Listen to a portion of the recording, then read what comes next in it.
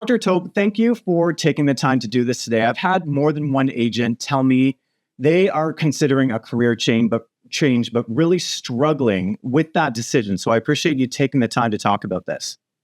Thank you for having me on today, Kyle. So as an organizational psychologist, what are some of those key indicators you look for that really tell a high performer specifically it is time for a career change? A key psychological indicator is probably one that wouldn't surprise you, but it's chronic job dissatisfaction. So the key word being here that it's chronic. And so that what we're not talking about is somebody who is having a bad week, who's having a bad month.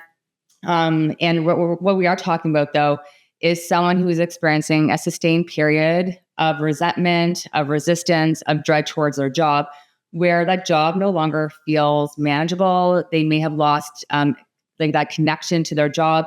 And so for a lot of people, we also see that when that misalignment has come into play, it can result in decreases in job productivity, in job performance, in decreases in self-esteem.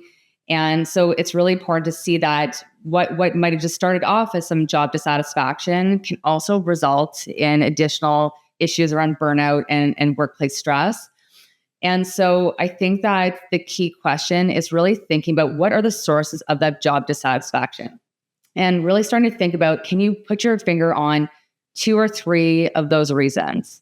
And then start to think about, are these things that I can maybe alter? Or are there some minor adjustments that I can actually make, or whether it's actually time to pursue a whole new career path entirely? So really starting to think about what are they, and are they signs that my values have shifted and changed? Or are these things that maybe with some modifications, I can kind of get back on track and restore that job satisfaction? I like how you made the point there. It's not just a bad day. So if you have a bad day and you're thinking, I'm done, I'm out of here, that might not be the case. That might be a bad day. But if you're looking at 2 or 3 months of every day thinking something's just got to change, that's when we start to take this a bit more serious, I guess.